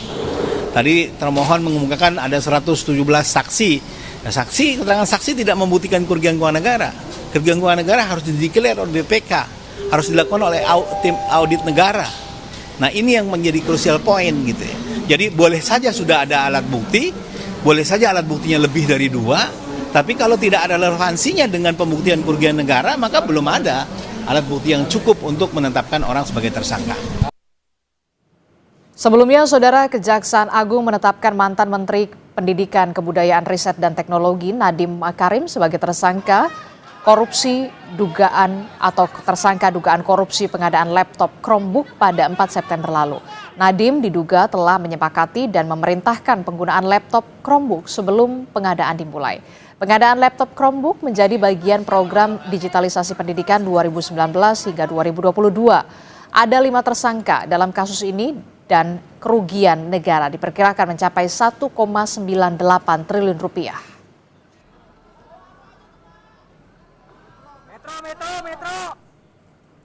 Dan hari ini, Saudara, sidang pra-peradilan gugatan status tersangka korupsi laptop Nadiem Makarim kembali dilanjutkan. Kita akan tanyakan kepada jurnalis Kompas TV, sudah ada Nanda Aprilia dan juru kamera Feritska Immanuel di Pengadilan Negeri Jakarta Selatan. Selamat pagi, Nanda. Nanda, setelah sidang sebelumnya pihak Nadiem selaku pemohon ini mengajukan saksi untuk pembuktian.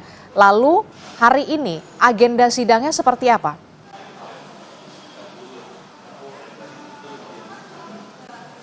Selamat pagi, Adisti dan juga saudara. Betul sekali, kemarin di sidang lanjutan pra-peradilan untuk mantan Mendikbudristek Nadiem Makarim adalah pembuktian dari pihak pemohon, artinya dari pihak Nadiem Makarim. Pembuktiannya dilakukan dengan cara menghadirkan ahli hukum pidana yakni Profesor Khairul Huda bersertaan juga dengan berkas-berkas atau dokumen yang merupakan keputusan selama Nadiem Makarim menjabat sebagai Mendikbudristek. Ada sebanyak 186 dokumen kemarin yang juga turut disertakan. Nah, agenda hari ini, Adis dan juga saudara, adalah agenda untuk mendengarkan dari pihak termohon, artinya dari jaksa dari Kejaksaan Agung.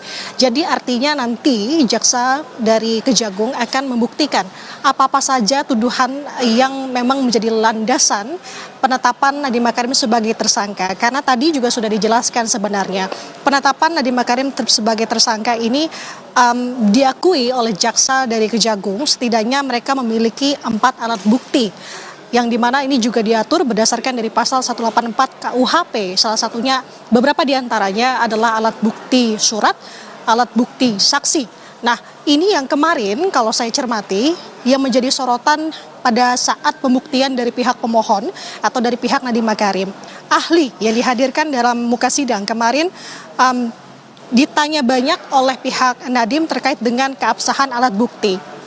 Yang pertama, alat bukti surat yang memang diakui sebelumnya dari pihak jaksa penyidik Kejagung bahwa alat bukti surat ini berdasarkan dari hasil audit BPKP yang dimana mereka sudah melakukan ekspos pada beberapa hari sebelumnya sebelum penetapan Nadiem Makarim sebagai tersangka.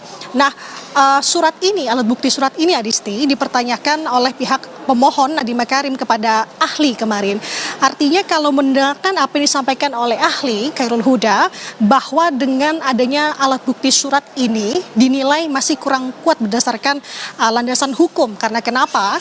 Karena surat yang dikantongi oleh jaksa dari Kejagung adalah surat yang memang dikeluarkan hasil audit dari BPKP. Sedangkan kalau menurut keterangan dari ahli yang harus mendeklar sah secara hukum adalah berdasarkan surat yang dikeluarkan oleh BPK. Itu salah satunya Adisti dan juga saudara.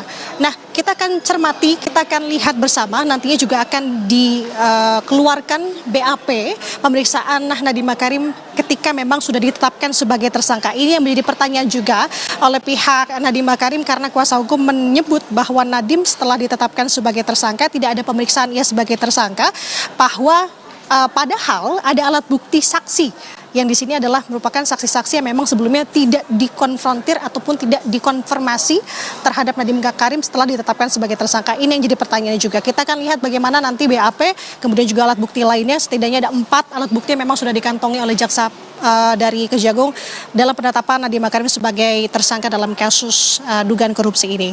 Adisti. Oke, baik, kita akan lihat nanti seperti apa jalannya sidang pra-peradilan dari Nadiem Makarim yang menggugat status tersangkanya terkait dengan dugaan kasus korupsi pengadaan laptop. Terima kasih informasinya, jurnalis Kompas TV Nanda Aprilia dan juga juru kamera Fedriska Immanuel melaporkan langsung.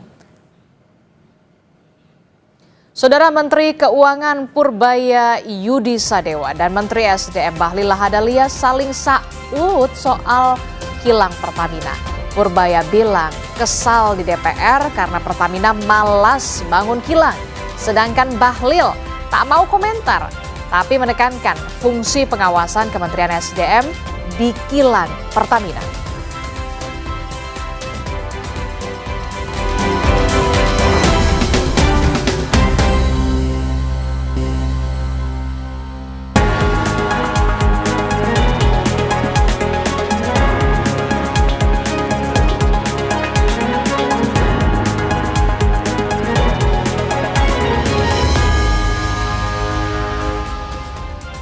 Anda menyaksikan Kompas Bisnis, saudara, bersama saya Putri Oktaviani.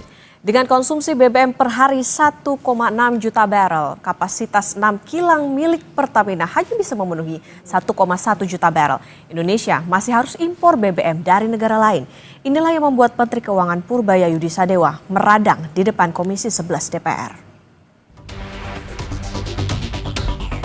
Menteri Keuangan Purbaya Yudi Sadewa dan Menteri ESDM Bahlil Lahadalia saling saut urusan energi.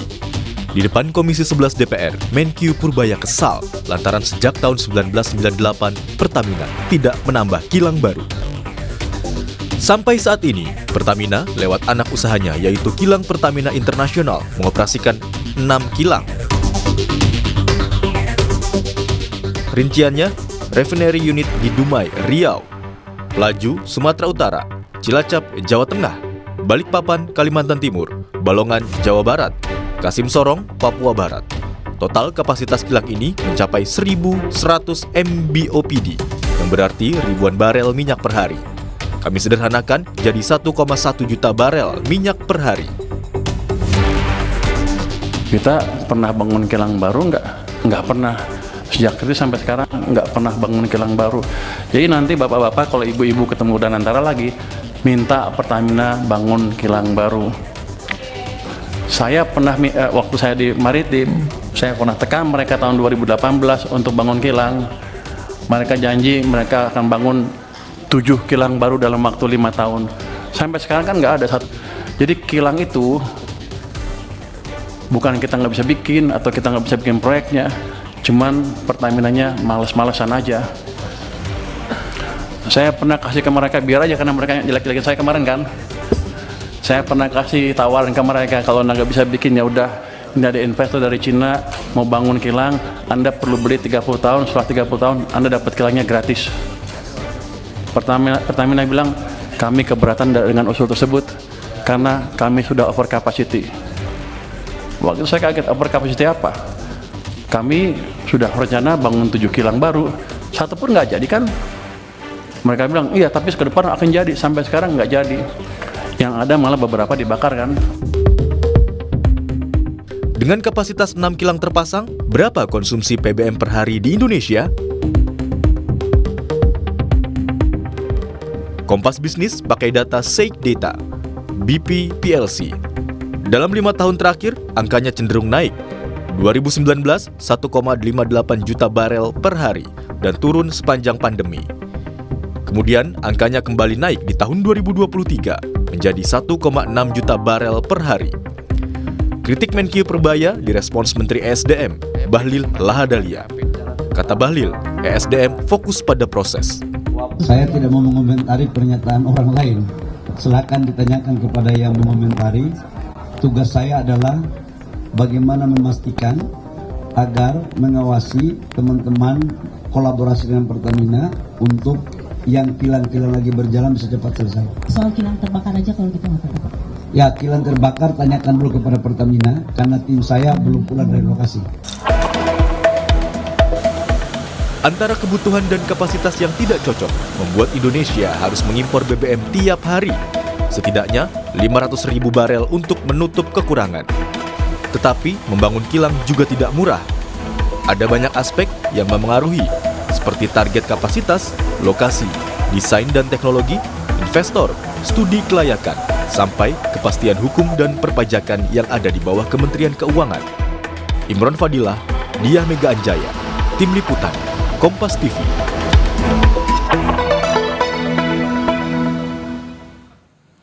Benarkah Pertamina malas bangun kilang? Mana yang lebih menguntungkan bagi Indonesia? Bangun kilang atau impor BBM dari negara lain? Kompas Bisnis akan tanya ke ahli bahan bakar dan pembakaran Institut Teknologi Bandung, ITB, Tri Yuswijayanto Zainuri. Selamat pagi, Pak Yus. Ya, selamat pagi, Mbak. Pak Yus, Pertamina dikatakan malas bikin kilang. Ini problemnya apa sih, Pak Yus? Sebetulnya emang nggak murah atau khawatir oversupply? Iya, kita itu terakhir bangun kilang tahun 1984 ya, Mbak. Kemudian ada RDMP di Balongan, di Cilacap, dan menyusul segera selesai katanya 10 November ini di Balikpapan. Jadi bangun kilang satu lama, Mbak. Kita lihat saja RDMP di Balikpapan kan lama sekali itu ya. Kemudian biayanya juga mahal, $10.000 per barrelnya. Jadi kalau misalnya di Balikpapan meningkatkan 90.000 barrel, dari 260 menjadi sekitar 360, ya tentu biayanya tidak sedikit dan kendala pelaksanaan seperti teknologi, suplai, material dan sebagainya. Dan selain itu juga, kalau kita mau membangun kilang, mesti cari lokasi yang pas lah, supaya nanti distribusinya itu lebih merata, bisa menjangkau ke wilayah-wilayah yang menjadi kewajiban suplainya. Nah tentu itu harus dirundingkan dengan calon investor yang diajak serta investasinya mau seperti apa, mau berapa persen. Nah biasanya investor ini juga sudah menggandeng sumber minyak bumi yang akan digunakan, karena membangun kilang nantinya harus disetting sesuai dengan spesifikasi minyak bumi yang akan diolah. Nah kita tahu bahwa produksi minyak bumi di Indonesia itu kan sudah menurun tajam, sudah tidak cukup lagi untuk melayani kilang yang ada.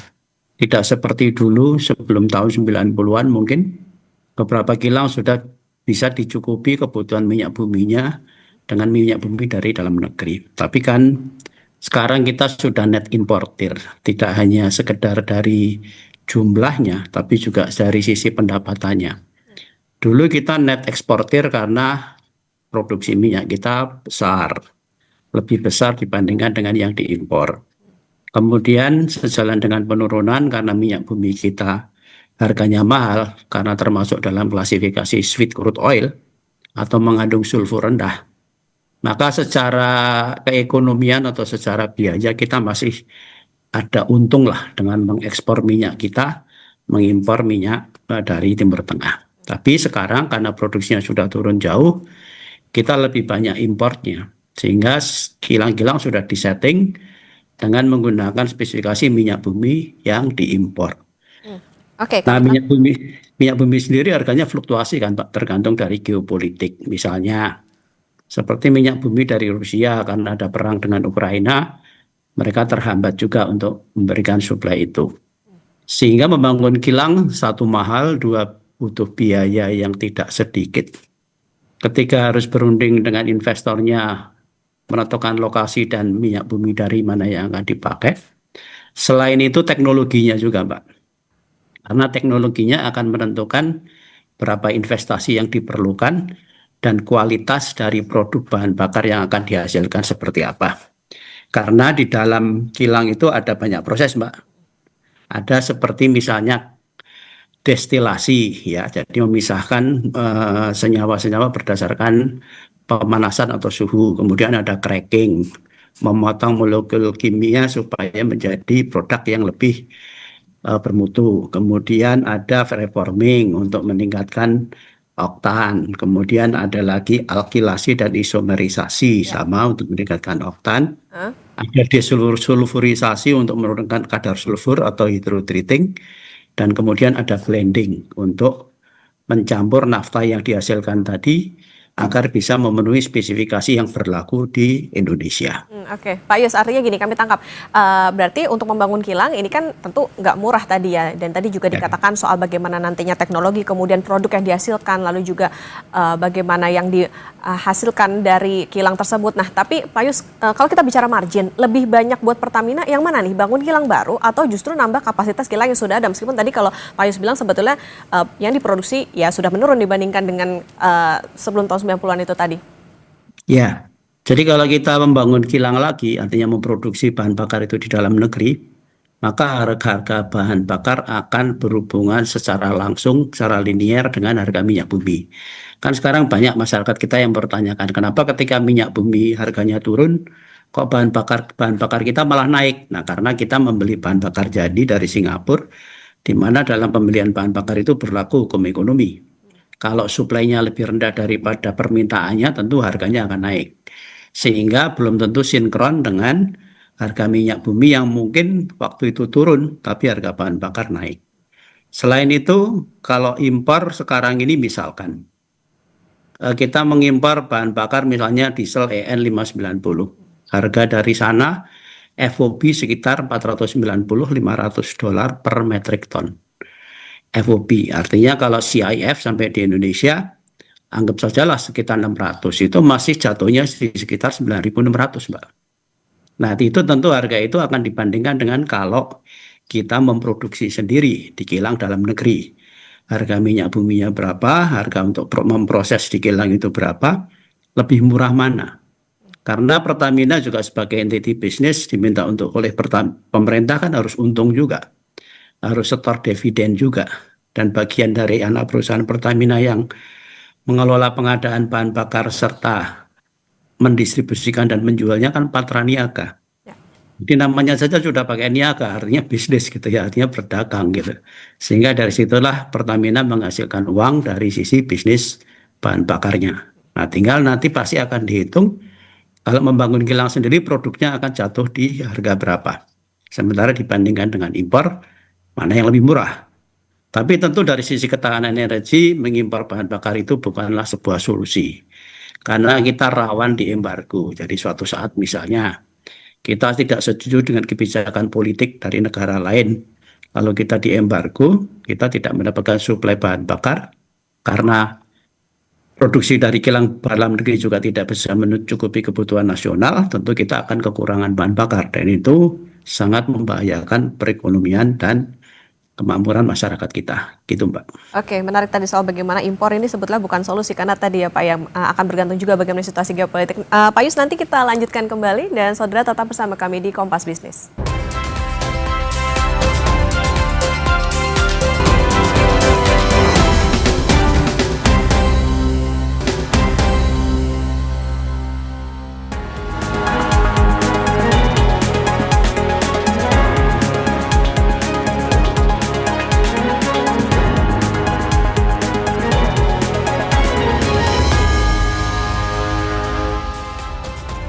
Kembali di Kompas Bisnis Saudara, dan kita akan melanjutkan perbincangan dengan ahli bahan bakar dan pembakaran Institut Teknologi Bandung, Tri Yus Wijayanto Zainuri. Pak Yus, kita lanjutkan kembali. Pak Yus, tadi kalau kita nyinggung soal impor nih Pak, jadi apakah nambah kilang misalnya ini bisa otomatis ngurangin impor Pak, dan juga subsidinya juga kurang, bukankah malah nambah impor minyak mentah itu sendiri?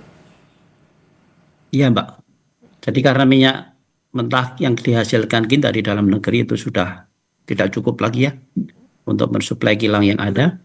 Kemungkinan besar ya kita harus impor minyak mentah itu, sehingga tentu di sini ada transaksi yang harus dilakukan dan juga spesifikasinya harus sesuai dengan kilang yang ada. Kecuali kalau Pertamina membangun fasilitas untuk mencampurkan minyak bumi atau kita sebut sebagai koktail gitu, untuk bisa memenuhi spesifikasi kilang. Dengan begitu kita bisa membeli minyak mentah dari manapun, lalu kemudian di mix dulu sebelum dikirim ke kilang untuk diproses. Nah, dari sisi devisa tentu akan tetap keluar uang untuk membeli crude oil, tapi dari sisi ketahanan energi kita akan bisa memiliki itu karena kita memprosesnya di dalam negeri dan ada nilai tambah yang kita dapat dari situ, Pak. Jadi mestinya kalau diproduksi sendiri di kilang dan harganya bisa lebih murah dibandingkan impor, tentu subsidinya akan berkurang, Pak. Sehingga dengan begitu maka APBN tidak terbebani dalam jumlah yang cukup besar untuk melakukan subsidi BBM. Dan rakyat mungkin bisa mendapatkan BBM dengan harga yang lebih murah juga. Seperti yang kita lihat di negara sebelah kita di Malaysia, mereka masih memberikan subsidi kepada bahan bakarnya sehingga harga bahan bakar mereka lebih murah dari kita. Tapi tentu perbandingannya tidak apple to apple ya, Mbak, karena jumlah penduduk di Malaysia itu jauh di bawah kita. Kemudian luas wilayah negaranya yang terdiri dari daratan, artinya transportasinya akan menjadi lebih mudah.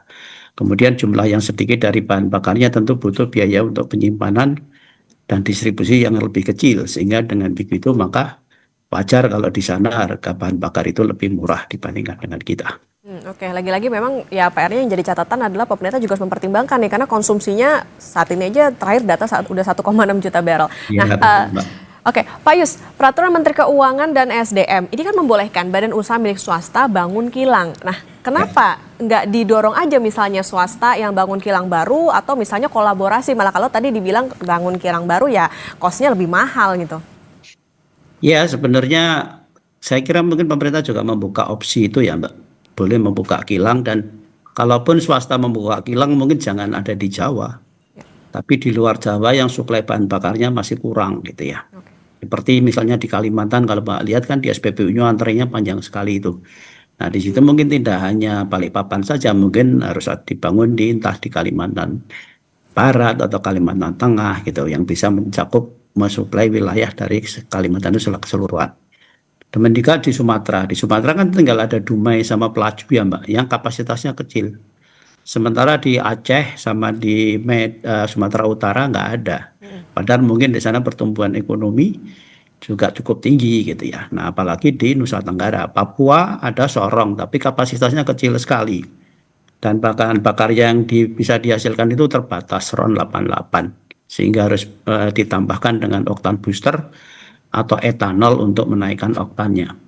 Jadi mungkin memang sebaiknya kalau misalnya Pertamina tidak berminat untuk membangun kilang, ya dibuka opsi untuk membolehkan pihak swasta untuk membangun kilang di Indonesia. Oke, bisa membuka jadi opsi nih untuk buka kilang bareng atau misalnya kolaborasi dengan pihak swasta. Nah, tapi Pak Yus, sebetulnya ada nggak kalau dilihat hambatan secara investasi kilang dari sisi regulasi? Mestinya nggak ada ya, Mbak, karena kalau investasi itu kan sebetulnya pertimbangannya bisnis ya. Mereka akan menanamkan berapa persen dari modal yang dibutuhkan, lalu kemudian akan berlangsung seberapa lama, dari situ mereka akan mendapat pengembalian berapa. Kalau dibandingkan dengan penyusutan atau inflasi masih untung, tentu mereka akan mau untuk menerapkan itu. Bahkan Cina kan menawarkan model BOT ya, build, operate, dan transfer. Jadi dibangun sendiri, disuplai dengan mungkin bahan minyak dari mereka, dari mereka, lalu dijual BBM-nya di Indonesia. Setelah 30 tahun nanti dioper secara cuma-cuma ke Pertamina. Ya. Ini kan itu Pertaminanya belum setuju untuk seperti itu. Oke, nah termasuk juga situasi saat ini, Pak Yus, bisa dikatakan ini bisa jadi hambatan investasi nggak ke depannya kalau tadi misalnya terjadi ini gitu, ada kerjasama antara pemerintah dengan swasta untuk bisa investasi dalam bidang oil and gas, terutama untuk saya kira mungkin bagus ya, Mbak. Contohnya misalkan TPPI yang ada di Tuban ya, itu kan awalnya milik swasta juga ya, tapi karena kemudian mengambil nafta dari Pertamina dalam jumlah yang tidak sedikit, dan lama-lama kemudian hutangnya menumpuk, lalu kemungkinan diambil alih oleh Pertamina. Artinya hutang dari pembayaran nafta itu dianggap sebagai pembelian saham dari perusahaan tersebut, dan akhirnya sekarang dioperasikan oleh Pertamina juga gitu ya. Dan jadi waktu itu sebetulnya opsi kilang swasta itu sudah pernah berjalan, Mbak, di TPPI Tuban gitu ya. Cuman sekarang kembali lagi dioperasikan oleh Pertamina karena masalah hutang nafta yang tidak terbayar oleh mereka. Jadi saya kira mungkin itu opsi yang bagus ya Mbak, karena negara kita kan luas sekali ya. Dan distribusinya karena kepulauan, maka distribusinya membutuhkan biaya yang cukup mahal juga. Apalagi tidak semua infrastrukturnya sudah lengkap seperti di Papua. Itu bahan bakar kan harus diterbangkan dengan pesawat terbang, sehingga satu drum itu kalau nggak salah ongkosnya 450.000 kalau nggak salah gitu ya. Tapi kan Pertamina punya kewajiban menjual bahan bakar dengan harga yang sama, bahan bakar subsidi ya Pak, harga yang sama dimanapun tempatnya. Oke, ini kayaknya sentilannya dari Menkyu Purbaya untuk Pertamina bisa jadi pertimbangan karena kita konsumsinya sudah semakin tinggi tapi produksinya juga menipis, bisa dikatakan demikian. Dan opsi tadi kerjasama antara pemerintah dan juga swasta bisa dipilih karena kalau bangun kilang dikatakan mahal. Oke, terima kasih ahli bahan bakar dan pembakaran Institut Teknologi Bandung, Pak Tri Yus Wijayanto Zainuri sudah bersama di Kompas Bisnis. Sehat selalu Pak Yus. Baik, terima kasih. Kita ke informasi berikutnya, Saudara. International Indonesia Carbon Capture and Storage Forum 2025 IECS Forum 2025 resmi dibuka Selasa 7 Oktober 2025. Dalam peresmian pembukaan IICCS Forum 2025, Wakil Ketua MPR RI Edi Suparno bilang pemerintah berkomitmen mempercepat implementasi carbon capture storage. Percepatan implementasi CCS dilakukan melalui insentif investasi, regulasi yang jelas, dan kerjasama antar kementerian. Indonesia menargetkan dapat mengurangi emisi hingga 43,2% di tahun 2030. Edi Suparno berharap target dapat tercapai tepat waktu atau lebih cepat.